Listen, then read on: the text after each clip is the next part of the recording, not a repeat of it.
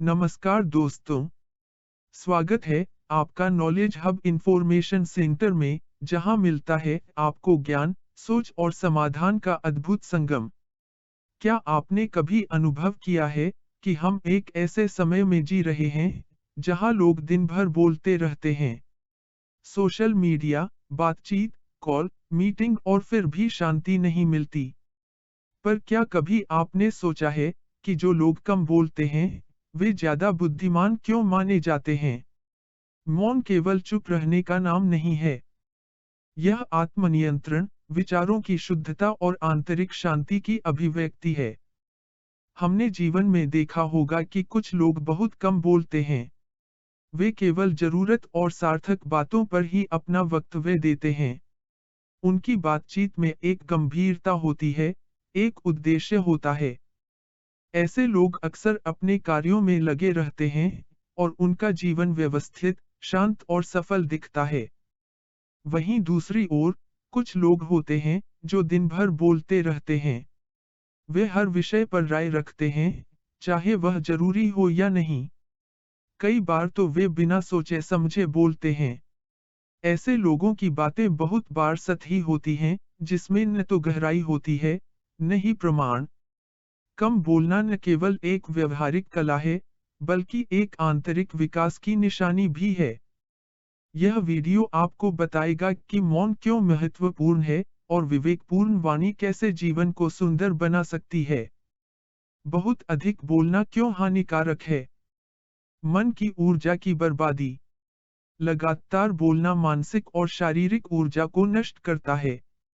जो ऊर्जा हम किसी रचनात्मक कार्य में लगा सकते हैं, वह व्यर्थ बातों में खर्च हो जाती है। झूठ और अतिशयोक्ति की प्रवृत्ति। अधिक बोलने वाले अक्सर बिना सोचे बोलते हैं, जिससे झूठ और अतिशयोक्ति स्वाभाविक हो जाती है। प्रमाण और विवेक के बिना बोला गया वाक्य सत्य नहीं होता। निरर्थक बोलने से हमारी मानसिक और वाचिक ऊर्जा व्यर्थ चली जाती है। यह ऊर्जा यदि मौन में रहकर काम में लगाई जाए, तो जीवन में असाधारण परिणाम मिल सकते हैं। विश्वसनीयता में कमी। जो व्यक्ति हर विषय में अपनी राय देता है, उसकी बातों को लोग गंभीरता से नहीं लेते। उसकी बातों का प्रभाव घट जाता है। विचारों का असंतुलन। अधिक बोलने की आदत सोचने की प्रक्रिया को बाधित करती है। इससे निर्णय लेने की क्षमता कमजोर पड़ जाती है। मनुष्य की गरिमा कम होती है। एक विद्वान या सज्जन व्यक्ति वही बोलता है, जो आवश्यक और सत्य हो। अत्यधिक बोलने वाला व्यक्ति धीरे धीरे दूसरों की नज़र में अपनी गंभीरता और विश्वसनीयता खो देता है।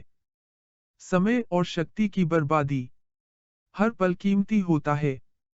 बोलते रहने से न केवल हमारा समय व्यर्थ जाता है, बल्कि जो काम हम कर सकते थे, वह छूट जाता है। कम बोलने वालों की विशेषताएं। वे पहले सुनते हैं, फिर सोचते हैं और फिर बोलते हैं। उनकी वाणी में संयम और मर्यादा होती है। उनका जीवन शांत, स्पष्ट और प्रभावशाली होता है। उनका ध्यान आत्मविकास, अध्ययन और सृजनात्मक कार्यों में होता है।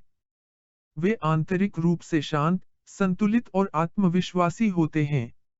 वे वाणी के माध्यम से अपनी बुद्धिमत्ता नहीं, अपने कर्मों के माध्यम से अपनी समझ दिखाते हैं। जाने, ज्ञान आने पर वाणी में परिवर्तन क्यों होता है? जब मनुष्य अज्ञान में होता है, अविद्या में डूबा होता है, तब वह वाणी का नियंत्रण खो देता है। वह दिखावे, प्रतिक्रिया, आलोचना और तर्क में उलझ जाता है। लेकिन जब उसमें सच्चा ज्ञान आता है, तो वह समझता है कि वाणी से ज्यादा मूल्यवान है मौन। विद्वान, संत और महान व्यक्ति प्रायः कम बोलते हैं, क्योंकि उन्होंने यह जान लिया होता है कि मौन से मन की शक्ति बढ़ती है, और वाणी को जब उपयोग किया जाए तो वह संजीवनी बन जाए।